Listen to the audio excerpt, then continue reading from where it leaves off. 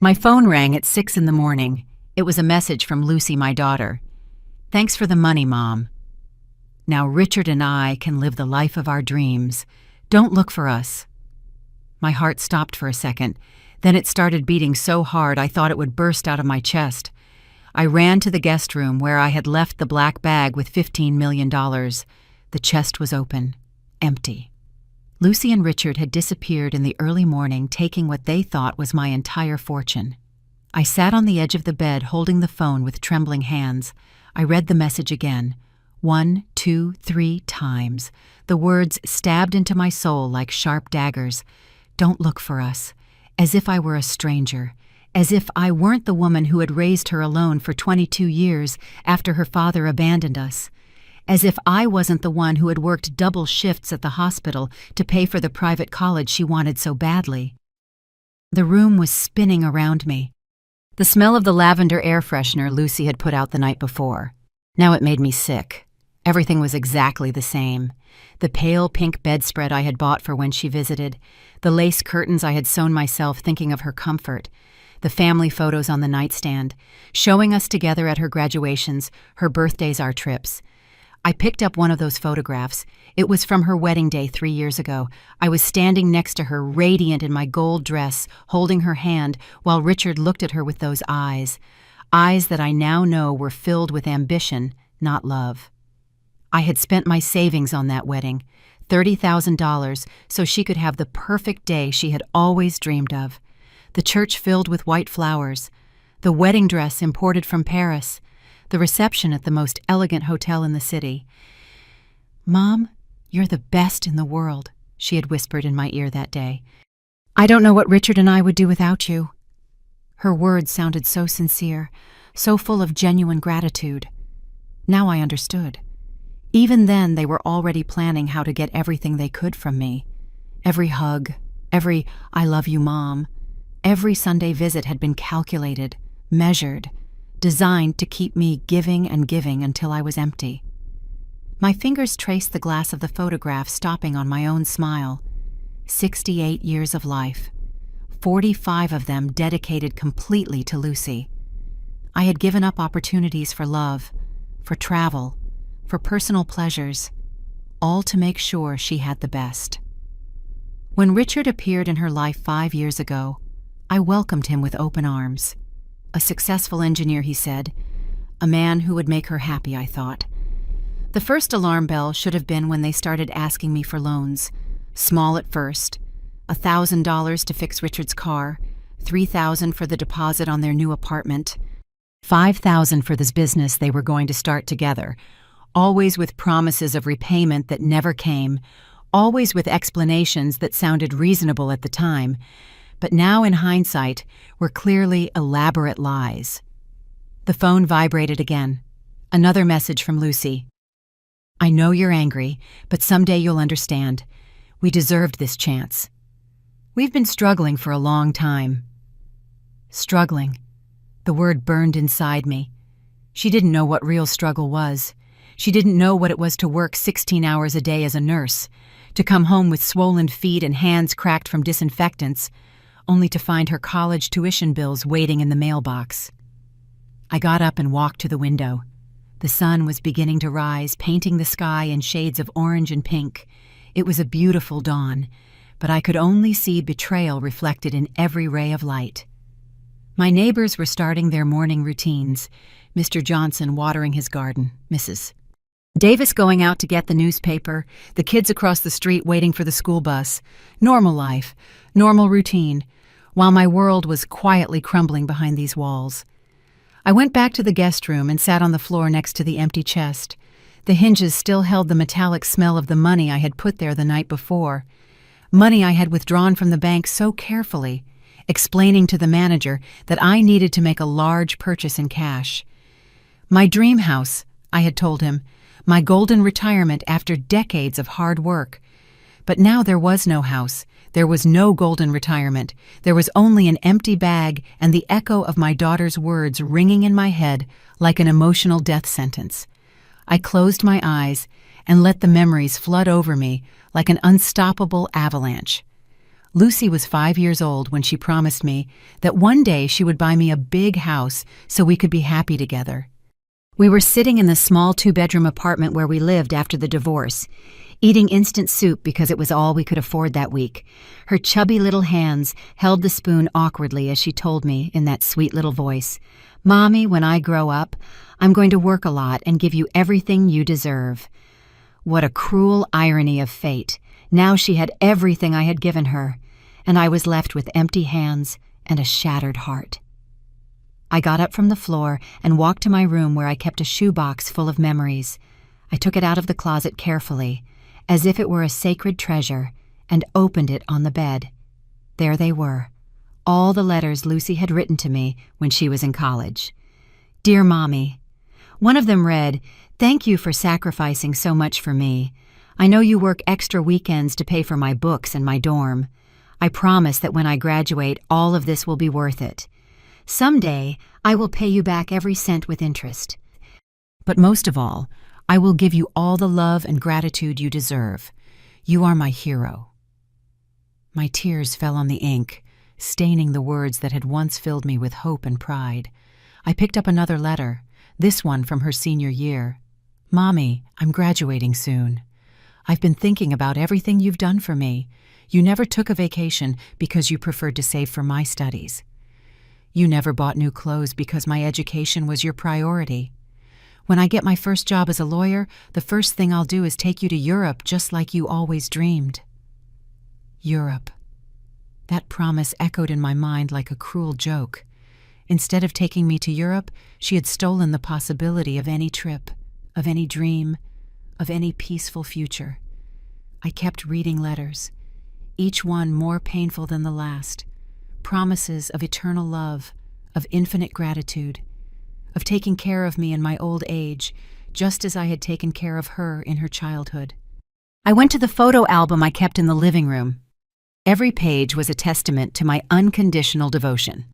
There was Lucy at 8 years old, smiling with her front teeth missing as she held her academic honor roll certificate. I had worked double shifts for a month to pay for the private math tutoring she needed. On the next page, at 12 years old, posing proudly in her new uniform for the most expensive private school in the city. I had sold my grandmother's jewelry to pay the tuition. At 16, radiant in her red high school graduation dress. That dress had cost me a week's salary, but seeing her happiness had been worth every penny. Or so I thought at the time. At 20, at her college graduation ceremony, hugging me tightly as she whispered. I understood that all my sacrifices finally made sense, but there were more photographs that hurt in a special way, the ones from the last 5 years, since Richard came into our lives. In them, I always appeared smiling, but now I could see something different in my eyes, a subtle sadness, a feeling that something had changed. Richard always seemed to be evaluating me, measuring my financial worth more than my worth as a person. I remembered the first time they asked me to borrow money. Lucy had come alone without Richard, and she had sat on the same sofa where I was now crying. "Mommy, we need help. Richard lost his job and we have debts. We just need $5,000 to get by. I promise we'll pay you back in 3 months. I didn't think twice. She was my daughter, my reason for living. Of course I would help her. 3 months turned into 6, 6 into a year, and a year into never. When I asked them about the money, they always had a new excuse, a new emergency, a new promise that they would pay me soon. Richard's business is about to take off, Lucy would say. We just need a little more time. And I liked the fool I was kept waiting and kept giving. The second time they asked for $10,000, the third, $15,000. Each loan was bigger than the last, each promise more elaborate, each lie more believable. Until we reached the point where they had practically emptied my life savings from work. But I always had the peace of mind that it was for my daughter, for her happiness, for her future. The phone rang again. This time it was a call, not a message. Lucy's name appeared on the screen. For a moment my heart sped up with the hope that she had changed her mind, that she was calling to apologize, that this was all a horrible nightmare I was about to wake up from. I answered with a broken voice. Lucy. Mommy, I know you're upset, but I need you to understand. Richard and I have been planning this for a long time. We knew you had that money saved for the house, and frankly, we think that at your age, you don't need it as much as we do. We're young. We have dreams, plans. You've already lived your life. Her words pierced me like bullets. You've already lived your life, as if at 68 I was an old piece of furniture that had lost its usefulness, as if my dreams, my plans, my desires didn't matter simply because I had gotten older. Rage began to boil in my stomach, mixing with the pain until it created a toxic brew that burned me from the inside. Lucy, that money was for my house, for my retirement. I worked 40 years to save it. My voice was shaking, but not from sadness, but from a fury that was growing like an out-of-control fire. You're my daughter. I gave you everything, absolutely everything I had. How could you do this to me? Her laugh on the other end of the line was like a slap in the face. Oh, Mommy, always so dramatic. Look, Richard and I are going to use this money to move to Costa Rica. We're going to open a boutique hotel on the beach. It's a smart investment, not like buying a house that will only cost you money. You should be proud that your money is being used for something productive for once. Productive, my money, earned with sweat, tears, and years of my life, was finally productive in the hands of my thieving daughter. And what am I supposed to do now? Where am I going to live when I can no longer pay the rent on this apartment? My voice broke, showing her my vulnerability once again. I don't know, Mommy. I guess you'll have to find a job again, or move into one of those nursing homes. Richard says there are some really good cheap ones on the outskirts of the city. It will be good for you to socialize with people your age. Her tone was casual, as if she were talking about the weather, not about destroying her own mother's life. I hung up the phone, my hands shaking with anger. I stood in the middle of the living room, breathing heavily, feeling the reality of the situation settle in my mind like wet cement. My daughter had not only robbed me, she had planned my destruction with a coldness that chilled my blood. And worst of all, she justified it as if it were a favor they were doing for me. I walked to my desk and pulled out the folder where I kept all the receipts and proof of the loans I had given them over the years. I spread them out on the dining room table like a detective building a case. 5,000 here, 10,000 there, 15,000 for Richard's medical emergency that turned out to be a lie, 20,000 for the business that never existed. Each paper was a knife in my back, tangible proof of how I had been systematically scammed by my own blood. In total, over the last 5 years, I had given them more than $200,000, money I had saved penny by penny, working extra shifts, denying myself small pleasures, living on the bare minimum to make sure my daughter was happy. I picked up my phone and dialed my bank's number. I needed to know exactly how much I had left, what my options were, how I could survive without the $15 million I had lost. Well, what they thought I had lost, because there was the detail that Lucy and Richard didn't know, the secret that made me smile despite the pain. The money they had taken was not real. The night before, while I was putting the bag in Lucy's chest, I had a strange premonition. Something in the way Richard had looked at me, something in the questions he had asked about the money, had set off an alarm in my maternal instinct. So at the last moment, I had swapped the real bills for prop money that I had bought years ago for a church play. 15 million in perfectly convincing fake bills had left my house in that black bag. Meanwhile, the real money was safe in a bank vault waiting patiently for me. Lucy and Richard had stolen painted paper, and it would probably take them days or even weeks to find out, especially if they were in the middle of their trip to Costa Rica. But I couldn't laugh yet. The pain of the betrayal was real, even if the theft was fake. My daughter had shown her true colors. She had revealed that she was capable of destroying her own mother without the slightest remorse. That wound would never heal, no matter how much money I had in the bank. I poured myself a cup of chamomile tea and sat in front of the window. The neighbors continued their normal routines, oblivious to the drama unfolding in my house. Mrs. Davis was pruning her roses, Mr. Johnson was washing his car, The children were playing in the street. Simple life, honest life, a life without betrayal or lies. For the first time in years, maybe in decades, I began to think about myself. What did I want to do with the rest of my life? Who was Beatrice beyond being Lucy's mother? I had spent so much time defining myself through my daughter that I had forgotten I had my own identity, my own dreams, my own life to live. The phone rang again. This time it was an unknown number, I hesitated before answering, but I finally did. Beatrice. The voice was young female, familiar but different. It's Emily, your neighbor Linda's daughter. I heard very loud voices this morning and wanted to make sure you were okay. Emily was 20 years old and studying psychology at the university. I had watched her grow up since she was a little girl, always polite, always worried about others.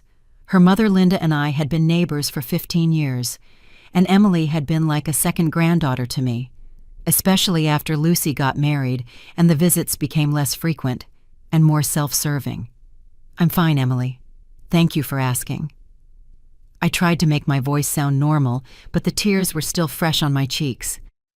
I just had a little family argument. Nothing serious. Lying had become so natural when it came to protecting Lucy's image that the words came out automatically. Beatrice, don't lie to me. I've known you since I was little, and I know when something is killing you inside. Her voice was soft, but firm.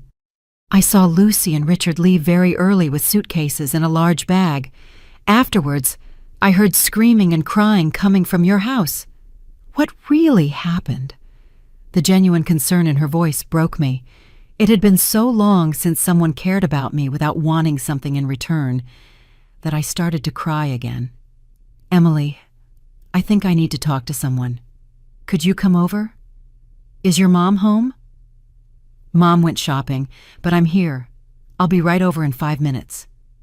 She hung up before I could protest. 5 minutes later, I heard her soft knock on the door. When I opened it, Emily looked at me with those brown eyes full of compassion that reminded me what it felt like to be seen as a human being, not as a source of money. She sat with me on the sofa and waited patiently while I gathered the courage to tell her the whole story. I told her about the years of sacrifice, the loans that were never repaid, the money they thought they had stolen. Lucy's cruel words on the phone. Emily listened without judging, occasionally taking my hand to give me strength. Beatrice, what they did to you is not okay. That's not love. It's abuse. Her words were like a ray of light in the darkness of my confusion. A daughter who truly loves you would never steal from you like that, would never talk to you that way. The fact that you're her mother doesn't give them the right to treat you like their personal property. But she's my daughter, Emily. I love her more than my own life. Everything I did was for her happiness. The words came out choked between sobs. Maybe I have to accept that I've served my purpose as a mother, and now I have to step aside so she can be happy. Emily stood up from the sofa abruptly. No, that's exactly what they want you to think. Beatrice, you are an incredible woman. You've worked your whole life. You've raised a daughter practically alone. You've been a nurse for decades, saving lives. Your value doesn't end just because your daughter decides to be an ungrateful brat. Her words hit me like an awakening. It had been so long since anyone had seen me as Beatrice the nurse, Beatrice the strong woman, Beatrice the survivor. I was only seen as Beatrice the mother, Beatrice the provider, Beatrice the one who always says yes. But what do I do now? I can't pretend this never happened. First, you need to protect yourself. Do they have access to your bank accounts? Do they know your passwords? Can they keep stealing from you? Emily had completely switched from a compassionate young woman to a determined strategist. Second, you need to decide if you are going to let this continue, or if you are going to take control of your own life. The word control echoed in my mind. When was the last time I had control over anything in my life? Everything revolved around what Lucy needed, what Lucy wanted, what would make Lucy happy. Even my financial decisions were based on making sure she would be comfortable in the future. Emily, there's something I haven't told you. I explained about the fake money, about my last-minute gut feeling, about how the real money was safe in the bank. Her eyes lit up with a mixture of admiration and surprise. "Beatrice, you are incredible. Your instinct saved you from total ruin. But the emotional damage is already done. My daughter betrayed me. She talked to me like I was trash. She planned to rob me with a coldness that scares me." I broke down again, but this time the tears were mixed with something different. It wasn't just pain anymore. It was also anger, a clean, justified anger that was starting to grow in my chest. "Beatrice, do you know what this means? It means you have the power. And they think they stole everything from you, that they left you helpless. But you are in control of the situation. You can decide what to do with that information." Emily leaned towards me, her eyes shining with determination. "You can continue to be the victim, or you can become the woman who makes the decisions." Her words ignited something inside me that had been dormant for too long. Power, control, decisions, concepts I had forgotten belonged to me. But what can I do? They're my family. I can't just cut them out of my life. "Why not? They clearly cut you out of theirs. They told you not to look for them, that you've already lived your life, that you're a burden. Why do you have to follow the rules of unconditional love when they don't?" Emily was right, but admitting it meant accepting a reality that terrified me. I stayed silent for several minutes, digesting Emily's words. For the first time in years, someone was giving me permission to put my own needs first. The idea scared me and excited me at the same time. "Emily, I'm scared. If I cut ties with Lucy, I'll be completely alone. She's the only family I have left." "Beatrice, you are already alone. The difference is that right now you are alone and being abused, manipulated, and stolen from. If you cut those toxic ties, you will be alone, but free." Emily took my hands in hers. "Besides, you're not as alone as you think. You have neighbors who appreciate you. You have a lifetime of experience. You have resources they don't know exist." She was right. For years I had been so focused on Lucy that I had neglected other relationships, other possibilities for human connection. Linda had always been kind to me. Mr. Johnson waved to me every morning. Mrs. Davis brought me vegetables from her garden. There was a community around me that I had completely ignored. "I need time to think." I got up from the sofa and walked to the kitchen to make another tea. Emily followed me, clearly determined not to leave me alone at this crucial moment. "You know what hurts the most? It's not just that they stole from me. It's that they lied to me for so long. Every 'I love you, Mom,' every hug, every Sunday visit was fake. Or maybe not all of it was fake. Maybe Lucy did love you, but Richard corrupted her. Maybe she's just as manipulated as you were." Emily leaned against the kitchen doorframe.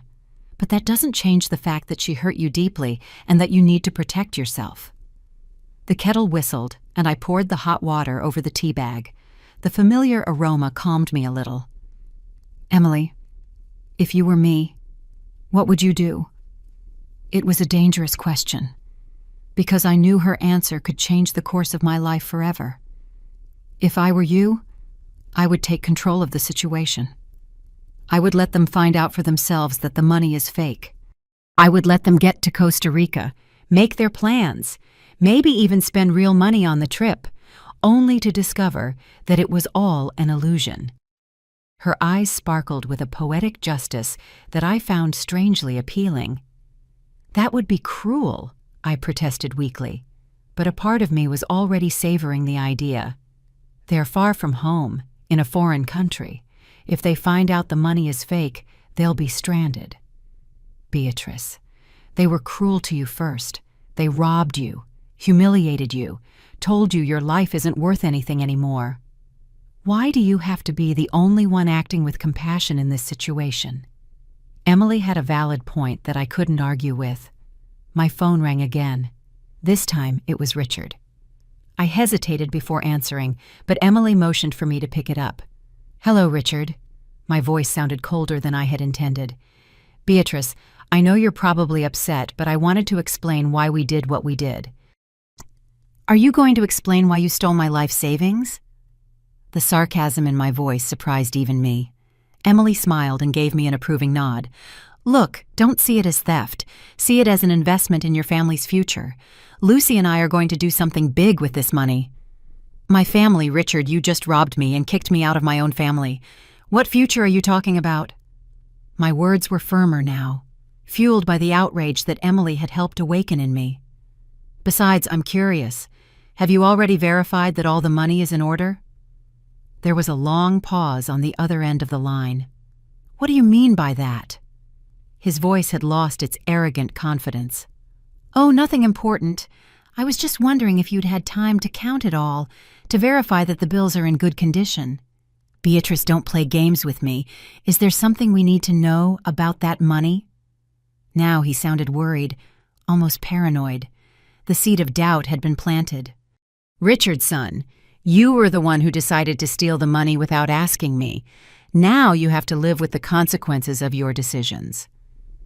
I hung up the phone with a smile I hadn't felt in years. Emily clapped softly. That was perfect. You're going to drive them crazy with worry. It was true. He would probably spend the next few hours obsessively checking every bill, looking for any sign that something was wrong. Emily, I feel different, like I've woken up from a very long dream. It was true. For the first time in decades, I felt like I had some control over my own life. It's liberating, isn't it? Realizing that you don't have to be the victim in your own story. We walked back to the living room, and I sat in front of the mirror that hung over the fireplace. The woman looking back at me had eyes red from crying. But there was also something new in her expression. Determination, strength, a spark that had been extinguished for too long. Emily, you know what, I'm going to do something I should have done years ago. I got up and went to my desk where I kept my checkbook. I'm going to cancel all the additional credit cards I gave to Lucy and Richard. I'm going to change all my account passwords. I'm going to take total control of my finances. Excellent. And what else? Emily was clearly excited to see me take action. I'm going to live my life. I'm going to use my money for myself. I'm going to travel. I'm going to buy myself nice clothes. I'm going to eat in elegant restaurants. I'm going to do all the things I didn't do because I was saving for Lucy's future. For the first time all day, I felt completely clear-headed and focused. My daughter's betrayal had been painful, but it had also been an involuntary gift. It had freed me from an emotional prison I had been living in without even realizing it.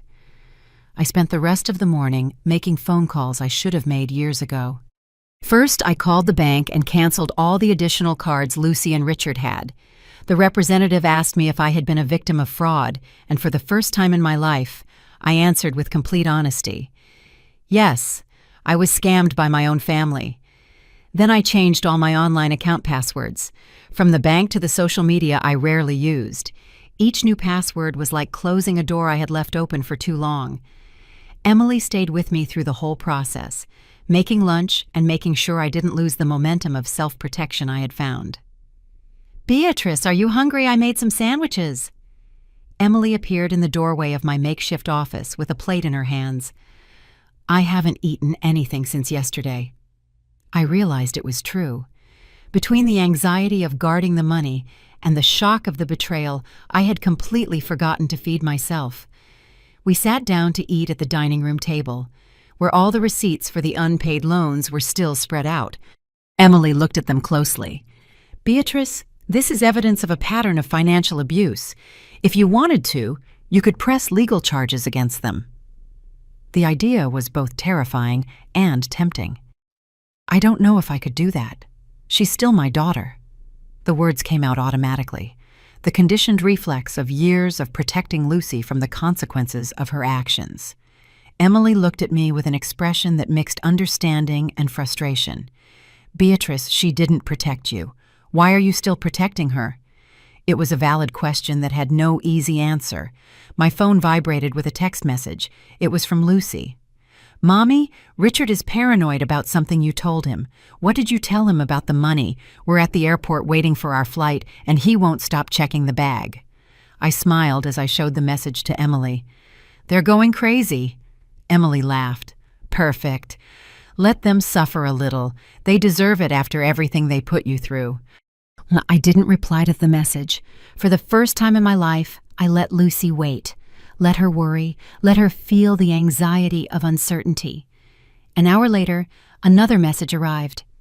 "Mommy, please answer me. Is there something wrong with the money? Richard says some of the bills feel weird." This time I replied, "Lucy, you decided to rob me and leave without explanation. Now you have to live with the consequences of your decisions. Have a nice trip." The phone didn't take long to ring. It was Lucy, clearly desperate. I decided to answer, but this time with Emily listening to give me moral support. "Mommy, what's going on? Why are you talking like this? Is there something we need to know about that money?" "Lucy, my love, you were the one who decided I had already lived my life, that I didn't deserve explanations, that I should just accept you robbing me and abandoning me." My voice was calm, controlled, very different from the broken woman from that morning. "Now, I'm deciding not to give you explanations." "But we're family. You can't do this to us." Her voice broke into a sob that once would have melted my heart immediately.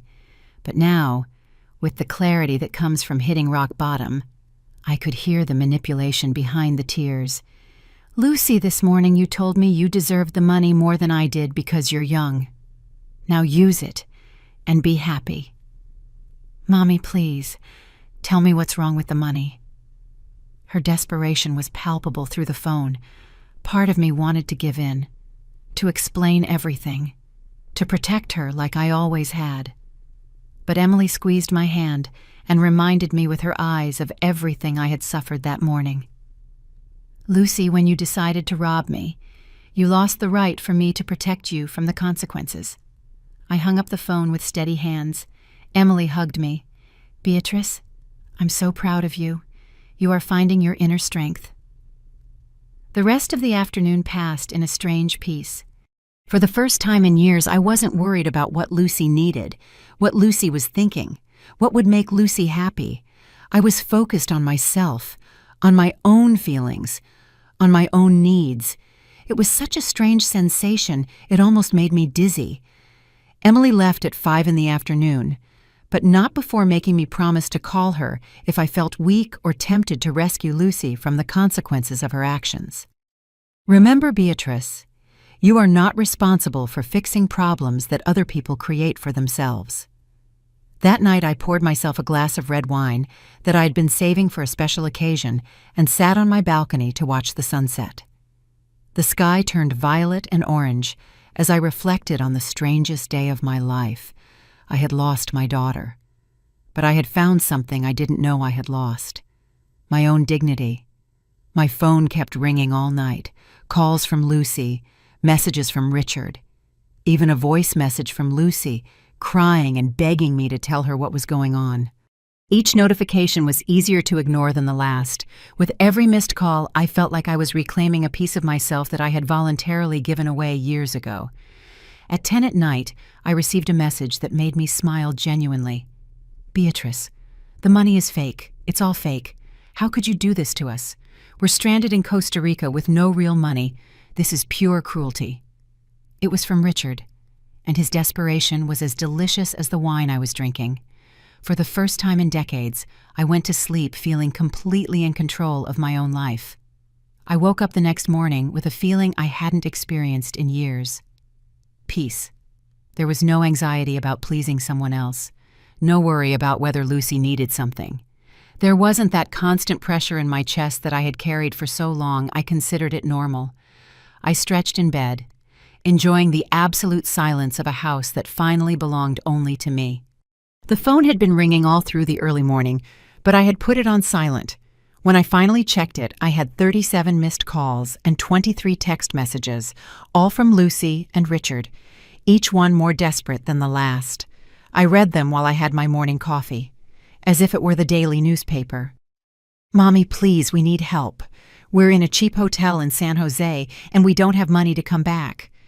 Beatrice, this is inhuman. We are your family. How could you plan this? When did you become so vengeful? Mom, Richard says if you don't help us, he'll never speak to you again. That last threat made me laugh out loud. They would never speak to me again. After robbing me, humiliating me, and abandoning me, they were threatening me by not speaking to me. It was like a kidnapper threatening his victim with setting her free. It was the greatest gift they could give me. I got dressed with care that morning, choosing an emerald green dress I had bought years ago, but never worn because it was too elegant for a woman my age, according to Lucy. I put on makeup for the first time in months, fixed my hair, and looked at myself in the mirror with approval. The woman looking back at me looked dignified, strong, beautiful in her own maturity. I went for a walk around the neighborhood, something I hadn't done in years because I was always too busy working or worrying about Lucy. The neighbors greeted me with genuine warmth, and for the first time, I really saw them as individuals, not just as a backdrop to my daughter-centric life. Mrs. Davis invited me to have coffee in her garden. Beatrice, you look radiant today. There's something different about you. We sat among her red roses and talked about simple things, the weather, her grandchildren, my years as a nurse. It was a normal conversation, with no hidden agenda, no requests for money, no emotional manipulation. It was as refreshing as cold water on a hot day. Linda told me Emily was with you yesterday. She's a good girl, very mature for her age. Mrs. Davis poured me another cup of homemade coffee. Yes, she was like an angel when I needed her most. I didn't go into details, but something in my tone must have revealed I had been through something difficult. Children sometimes disappoint us, Beatrice. They think that just because we gave them life, they've done their part. They forget that true love is reciprocal, not a debt that is eternally collected. Her words were like balm on wounds that were still fresh. Your son, too. My oldest son hasn't spoken to me in 3 years because I wouldn't lend him money for a business I knew would fail. The younger one only comes around when he needs something. She sighed deeply. At first, the pain was killing me, but one day I realized I was crying for children who no longer existed, for relationships that only lived in my imagination.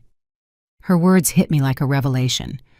I, too, was crying for a Lucy who perhaps had never really existed, for a mother-daughter relationship that had been an illusion, built on my need to be loved and her need to be supported. How did you move on? I started living for me. I learned to paint. I joined a book club. I made new friends who value me for who I am, not for what I can give them. She pointed to the roses surrounding us. This garden is my pride. Every rose that blooms is a small personal victory. I no longer need my children's approval to feel valuable. I returned home feeling inspired. For the first time in decades, I started making plans that didn't involve Lucy. I pulled out travel brochures I had been collecting for years. Italy, France, Japan, places I had always wanted to visit, but had postponed because the money was better invested in Lucy's future. My phone rang again. This time it was Emily. Beatrice, how are you feeling today? Her voice conveyed genuine concern. I feel free. It's a strange word to describe how I feel, but it's the most accurate. I'm so glad to hear that. Have you heard anything else from them? Lots of desperate messages. They're stranded in Costa Rica with no real money. Part of me feels guilty, but a bigger part feels satisfied. It's natural to feel satisfaction when justice is served, even if it's accidental. Emily had that wisdom that young people who have observed life closely sometimes have. Are you going to help them come back? That was the million-dollar question. The Beatrice from a week ago would have already been at the bank, transferring money for the return flight, apologizing for having fake money in the house, promising it would never happen again. But the Beatrice of today was different. I don't know yet, but I know that whatever decision I make, it will be mine, based on what's best for me, not on what's expected of me as a mother. It was a revolutionary statement, coming from a woman who had spent 45 years putting her daughter's needs before her own. That afternoon, I sat at my desk and wrote a letter, not to Lucy, but to myself. A letter to who I had been, thanking her for all the sacrifices, but also saying goodbye to her. It was time to meet the woman I could be when I lived for myself. The letter I wrote that afternoon was the most honest I had ever written.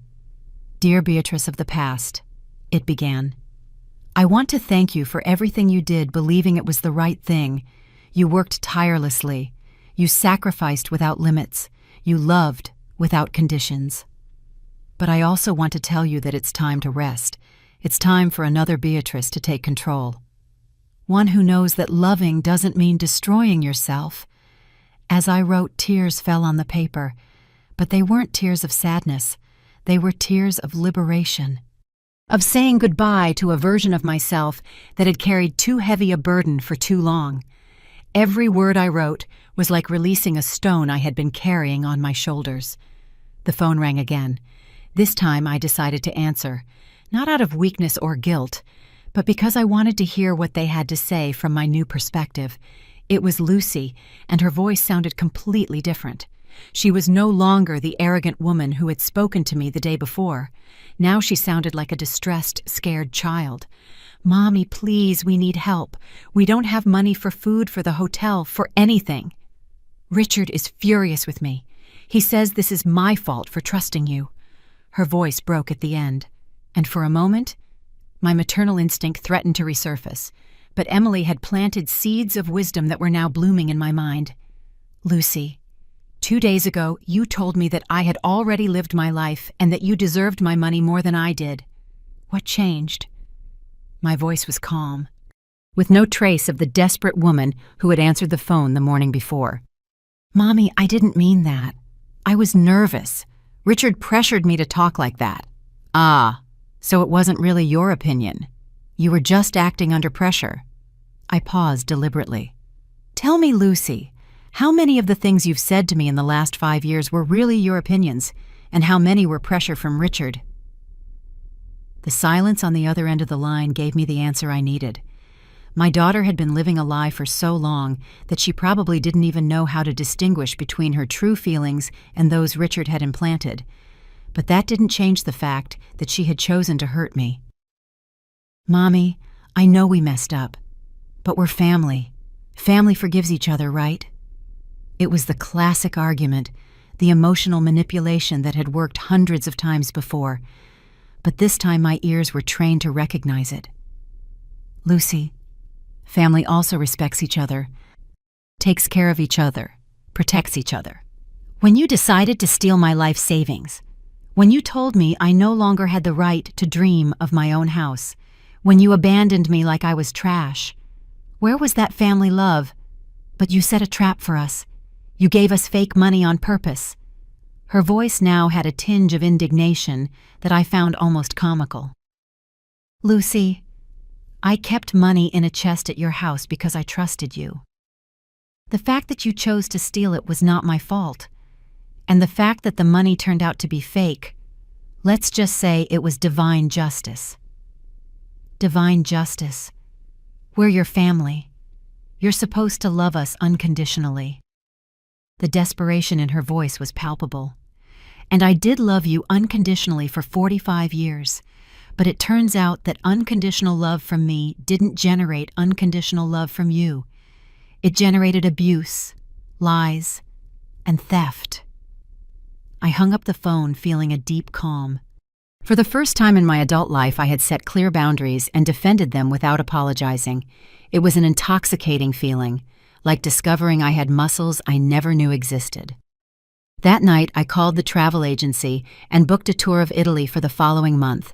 I had dreamed of seeing the Roman ruins, walking the streets of Florence, drinking wine in Tuscany. For years, I had postponed that dream because it was too expensive, and the money was better saved for Lucy's emergencies. Now I understood that my own happiness was no less important than my daughter's. In fact, I had discovered that taking care of my own happiness made me a stronger, more complete person, more capable of giving genuine love instead of desperate love. Emily came to visit me that night with a bottle of champagne. "I'm celebrating your rebirth," she said with a radiant smile. We toasted on my balcony as the stars appeared one by one in the night sky.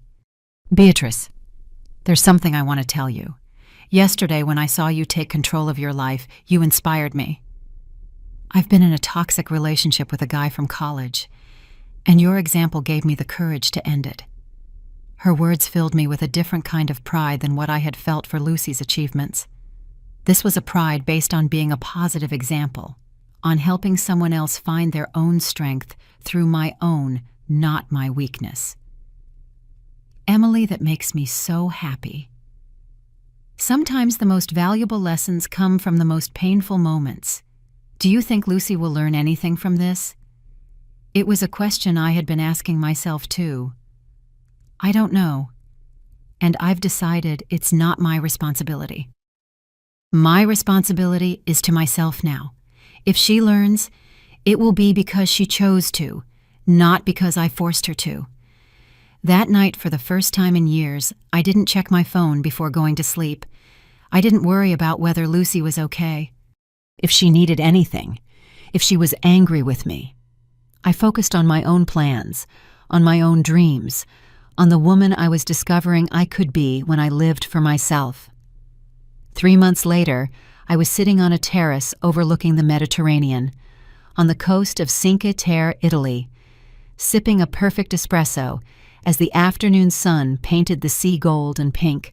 I had toured Rome, Florence, Venice, each city more beautiful than the last, every day a confirmation that I had made the right decision. My phone was filled with photos of places I had dreamed of seeing for decades, exquisite meals I had savored without rushing, moments of absolute peace I had learned to value. I hadn't heard from Lucy or Richard again after that last desperate call from Costa Rica. Emily had told me that her mother had heard from a neighbor that they had returned to the country, but they hadn't tried to contact me.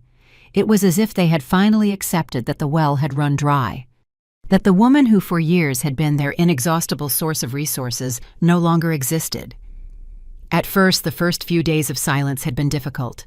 45 years of constant worry don't just disappear overnight. I would wake up thinking about calling her, compulsively checking my phone for messages, feeling a strange anxiety from not knowing if she was okay. But little by little, that anxiety transformed into something completely different: freedom. The woman now sipping espresso in Italy had even learned to wake up each morning asking herself what would make her happy that day, not what she would need to do to keep the peace with other people.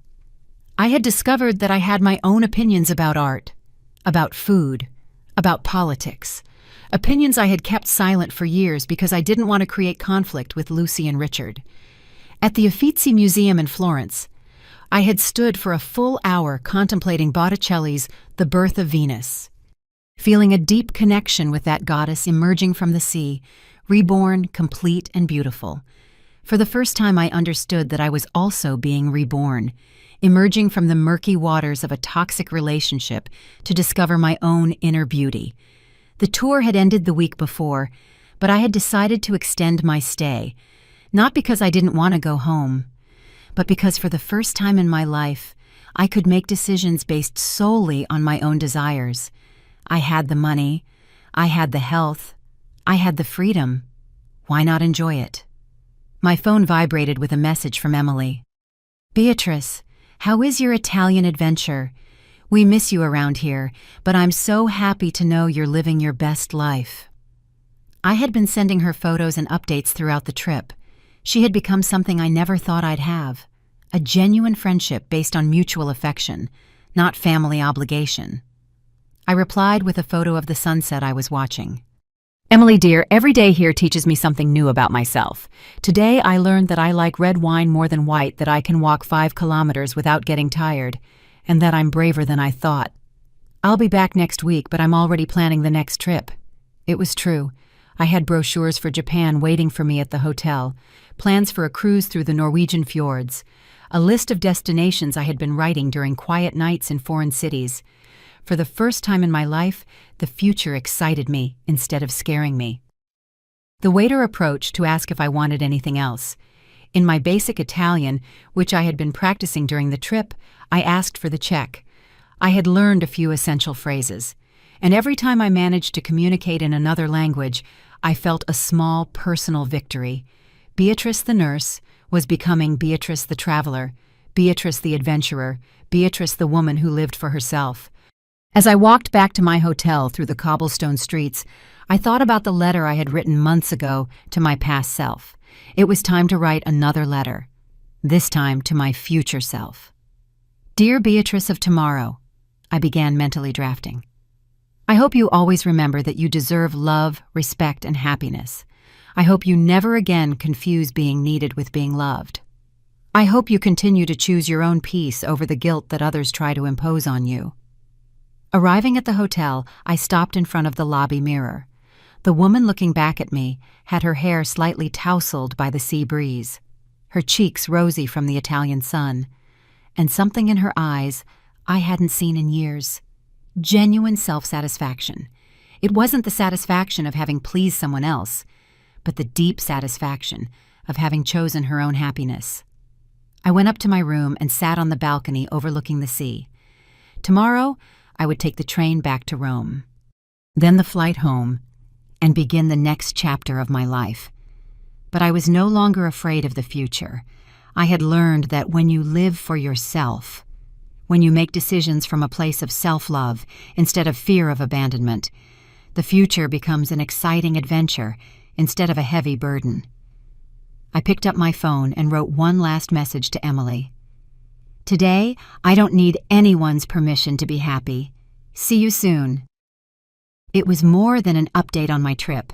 It was a declaration of emotional independence, a manifesto of a woman who had learned to live without apologizing for existing. 6 months after my return from Italy, I was standing in front of the mirror in my new apartment, putting on a pearl necklace I had bought in a small jewelry shop in Venice. It was Friday night, and I had a date. At 68 years old, after decades of believing that romantic love was no longer for me, I had met Javier at the book club I joined after the trip. Javier was 70, a widower for 5 years. And when he looked at me, he saw Beatrice the woman, not Beatrice the available mother, or Beatrice the source of money. Our conversations revolved around books, travel, dreams we still wanted to fulfill. It was refreshing to have conversations where no one needed anything from me, except my genuine company. Tonight we were going to dinner at a restaurant I had chosen, not because it was the cheapest or the most convenient for others, but simply because I felt like eating seafood and watching the sunset from its oceanfront terrace. It was a small but significant freedom, choosing a restaurant based solely on my own tastes. My new apartment was smaller than the house where I had lived for years, but it was completely mine. Every piece of furniture, every painting, every plant had been chosen because I liked it, not because it was practical for when Lucy came to visit. The walls were filled with photographs from my travels. The Roman Colosseum, the canals of Venice, the snowy mountains of Switzerland that I had visited last month. Emily came to have tea with me every Sunday. She had become the daughter of my heart I never knew I needed, a relationship based on genuine affection and mutual respect. She told me about her psychology studies, her plans to specialize in family therapy, and I told her about my adventures and the books I was reading. It was a balanced relationship where we both gave and received equally. Beatrice, every time I see you, you look more radiant, Emily had told me the previous week. It's like you've found an inner fountain of youth. She was right. It wasn't that I looked physically younger, but there was something in my posture, in the way I walked, in the way I spoke, that reflected a confidence I had never had before. 3 months ago, I had received a letter from Lucy, a physical letter sent by mail, not a text message or a call.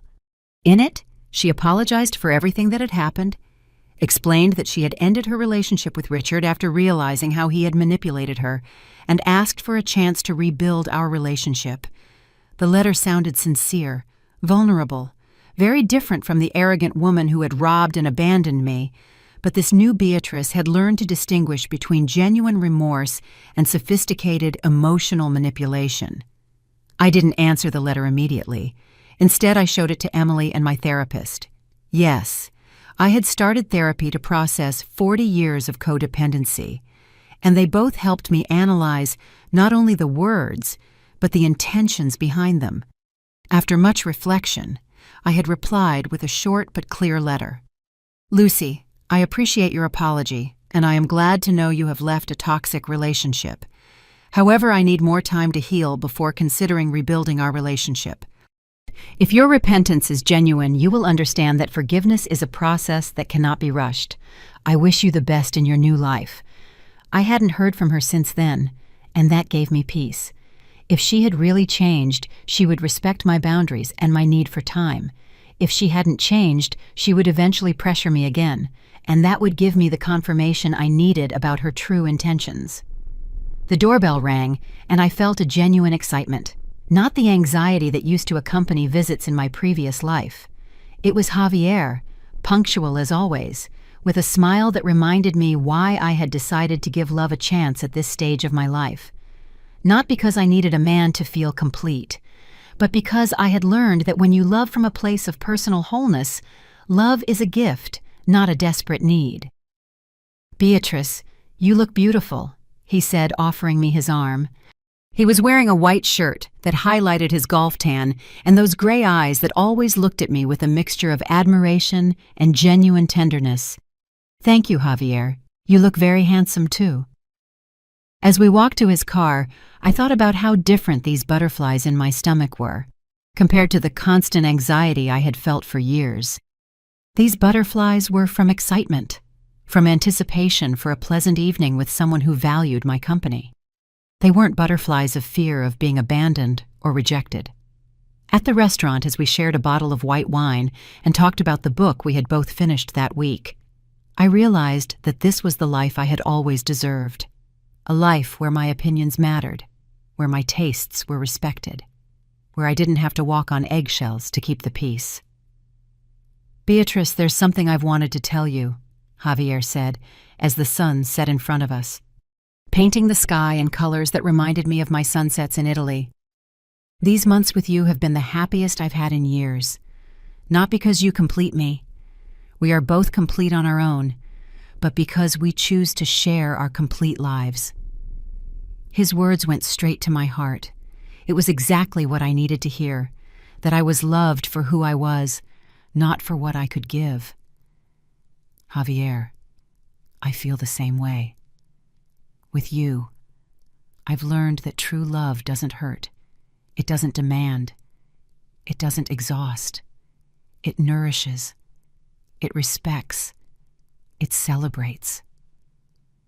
As we returned home that night, with Javier's hand in mine and the stars shining above us, I reflected on the path that had led me to this moment.